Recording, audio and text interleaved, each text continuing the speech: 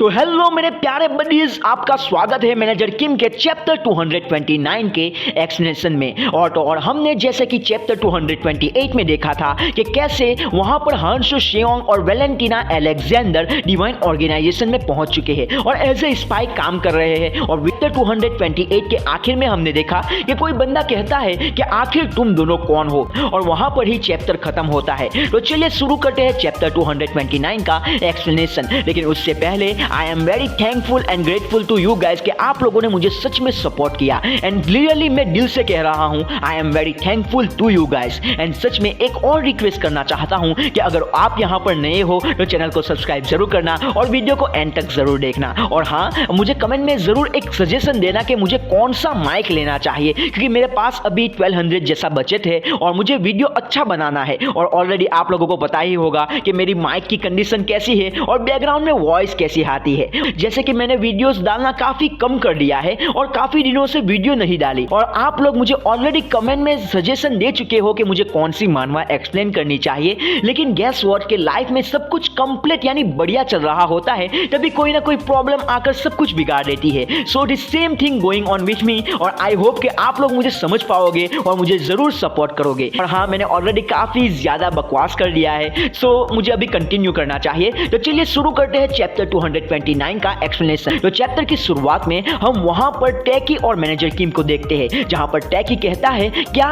तुमने हांशु शेयोंग को वहां पर एज ए स्पाई भेजा है? इससे अच्छा होता कि तुम वहां पर ली रूडो को भेज देते, क्योंकि वो बंदा काफी बढ़िया है। और जहां तक मैं जानता हूं तो हांशु शेयोंग का मानसिक संतुलन कुछ ठीक नहीं है, तो क्या वो वहां पर प्रॉब्लम क्रिएट नहीं करेगा? तभी मैनेजर किम कहते हैं, क्या तुम सच में सीरियस हो? तुम नहीं जानते कि हांशु शेयोंग कैसा बंदा है? हाँ, मुझे पता है कि उसके साथ पर्सनैलिटी पैच का प्रॉब्लम है, कभी कभी वो अपने आप को कंट्रोल नहीं कर पाता और कुछ ना कुछ कर देता है। लेकिन मैं बता दूं कि जब मिशन की बात आती है, वहां पर हांशु शेयोंग अपना पूरा 100% देता है और सब कुछ क्लियर करके आता है। तभी हमें कुछ पैनल्स दिखाई जाती है और बैकग्राउंड में मैनेजर किम और टैकी की आवाज आती है, जहां पर मैनेजर किम कहते हैं कि अभी तक तो सब कुछ परफेक्ट चल रहा है। तभी टैकी कहता है, क्या तुम्हें कोई और इंफॉर्मेशन मिली है? जहां पर मैनेजर किम कहते हैं, जहां तक मुझे इंफॉर्मेशन मिली है वहां तक विक्टर के साथ अभी एक बॉडीगार्ड है और उनके साथ हांशु शेयोंग है। और मुझे भी काफी ज्यादा कंसर्निंग फील हुआ था और मैं भी वहां पर जाना चाहता था,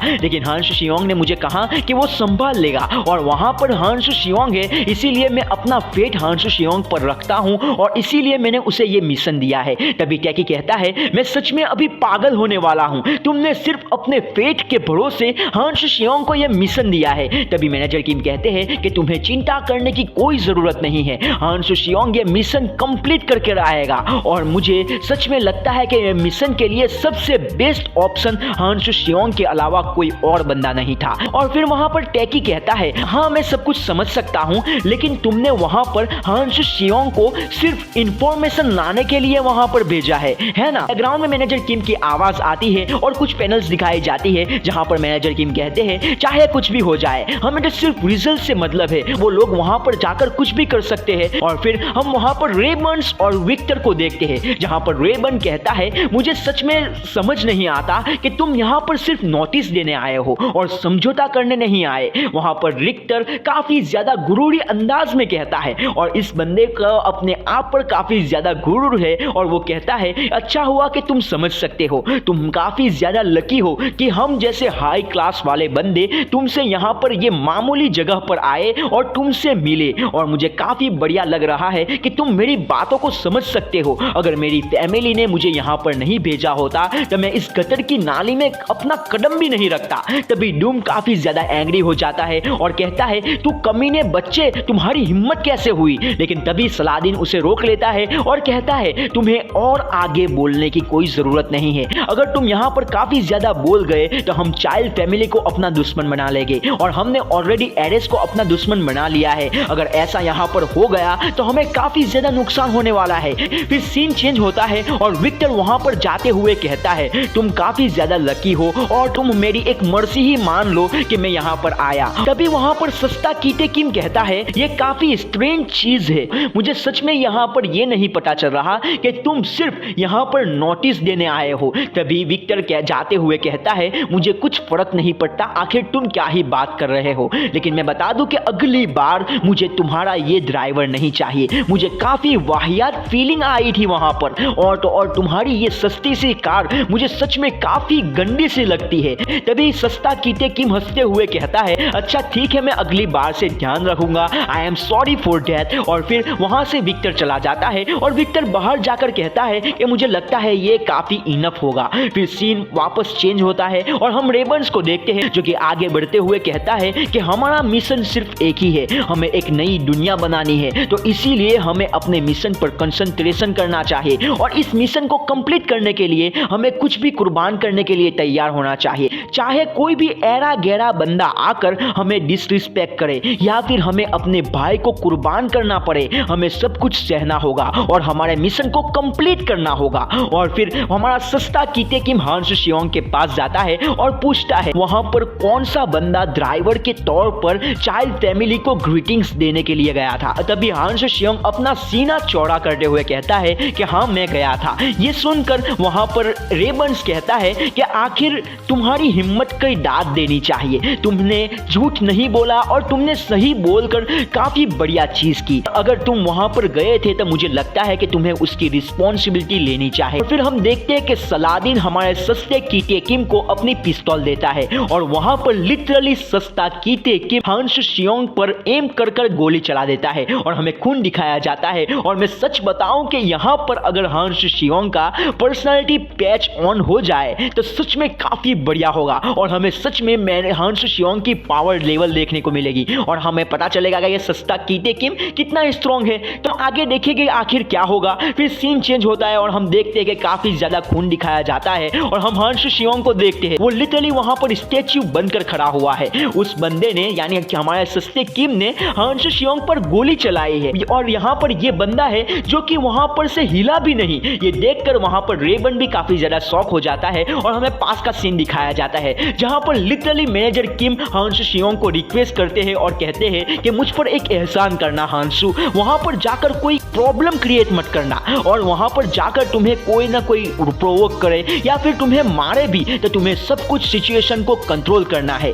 मैं तुम्हें ये सब इसीलिए नहीं कह रहा कि तुम वीक हो, मुझे तुम्हें बताना है कि तुम्हें वहां पर अपने कलीग्स को बचाना है और वहां पर सिचुएशन चाहे कुछ भी हो जाए तुम्हें सब कुछ संभालना होगा। फिर सीन प्रेजेंट में आता है जहां पर हम हांस शियोंग को देखते हैं जो कि कंप्लीटली वहां पर खड़ा होता है और ये देखकर रेबन्स भी कहता है कि तुमने ये गोली अवॉइड क्यों नहीं की। तभी हांस शियोंग रिप्लाई देता है कि मेरी हिम्मत नहीं हुई कि तुम्हारी ये गोली को मैं डॉज कर सकूं। फिर रेबन्स कहता है कि ये काफी ज्यादा रेयर है इन दिनों में ऐसे बंदे को पाना, तुम सच में मुझे काफी बढ़िया लगे, मुझे चाहिए कि मैं तुम्हारा चेहरा देखूं। तभी हम देखते हैं कि वहां पर हमारा सस्ता कीते किम हांस शियोंग का मास्क निकालता है और अंदर ही अंदर सोचता है उस चाइल्ड फैमिली के बंदे ने भी इस बंदे की बात की और तो और मैंने इस पर गोली चलाई, फिर भी ये बंदा काफी ज्यादा काम है। और फिर हम देखते हैं कि रेबन्स हांस शियोंग को देखकर काफी ज्यादा शौक हो जाता है और कहता है आखिर तुम कौन हो। और वहां पर हांस शियोंग कहता है कि मुझे आपसे मिलकर काफी बढ़िया लगा, मैं मैक हूं। और हम देखते हैं कि वो बंदा कुछ और ही होता है और फिर सीन वापस पास में जाता है जहां पर हम देखते हैं कि मैनेजर किम हांस शियोंग को ये मास्क देते हुए कहते हैं कि मैंने ये मास्क अपने हाथों से खुद बनाया है और मैं बता दूं कि तुम्हारा ये पहला मिशन है, इसलिए मैं चाहता हूं कि ये मास्क तुम वहां पर जाकर पहनो।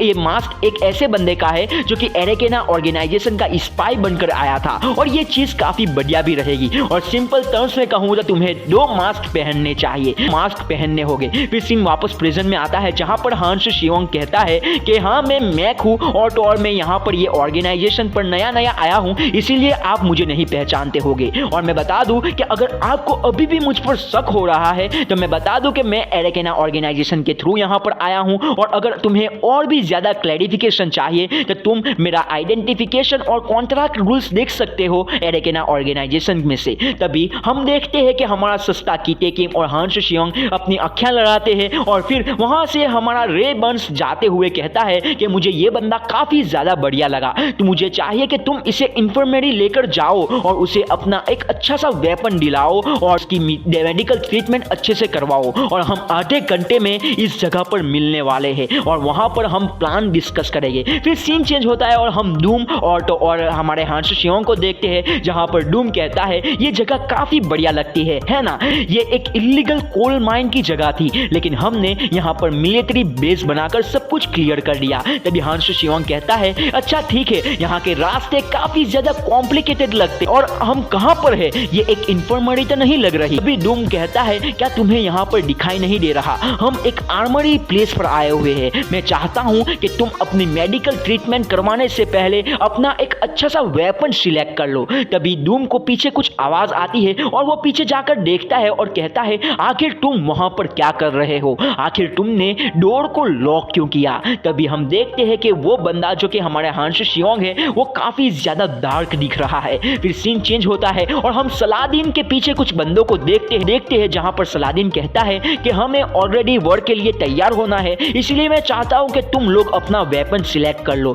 तभी जो पीछे बंदे होते हैं वो कहते हैं अच्छा ठीक है। फिर सलादीन को पीछे कुछ आवाज आती है और वो पीछे देखता है और हमें पता चलता है वैलेंटीना ने ऑलरेडी अपना मुंह स्टार्ट कर दिया है और ऑलरेडी उसने 2 बंदों को वहां पर खत्म कर दिया है। और वो लिटरली अपना ऑरा फार्म करते हुए सलादीन को कहती है कि मुझे सच में आगे जाकर तुम लोगों को मारना था, लेकिन मुझे लगता है कि मैंने अपने आप को कंट्रोल नहीं कर पाई था और मुझे लगता है कि हांशु शियोंग ने भी अपना मुंह स्टार्ट कर दिया है। तभी हम देखते हैं कि हांशु शियोंग ने डूम को पछाड़ दिया है और आखिर मुझे लगता है कि हमें आगे जाकर डूम वर्सेस हांशु शियोंग देखने को मिल सकता है। फिर सीन वापस पास में जाता जहां पर ये सभी चीजें सुनकर टेकी चौंकते हुए कहता है क्या तुमने वहां पर सीरियसली उन लोगों को इंफॉर्मेशन लेने के लिए नहीं भेजा। तभी मैनेजर किम कहते हैं अगर मुझे इंफॉर्मेशन ही चाहिए होती तो मैं वहां पर खुद जाता, मैं हांशु शियोंग और वैलेंटीना को वहां पर नहीं भेजता। और मेरे हिसाब से हांशु शियोंग और वैलेंटीना ही अभी हाल में काफी ज्यादा स्ट्रॉन्ग है और ये मिशन के लिए वही लोग काफी ज्यादा प्रॉपर हो गए। और मैं तुम्हें बता दूं कि अभी हम डिवाइन ऑर्गेनाइजेशन पर हमला करने वाले हैं। तभी हम देखते हैं कि मैनेजर किम और जिनचियोल पार्क तैयार हो जाते हैं हेलीकॉप्टर के थ्रू डिवाइन ऑर्गेनाइजेशन पर हमला करने के लिए। तभी हमें बैकग्राउंड में आवाज आती है जहां पर वैलेंटीना कहती है कि हम डिवाइन ऑर्गेनाइजेशन के हार्ट पर हमला करेंगे। सीन चेंज होता है और हम देखते हैं ये अमेजिंग पैनल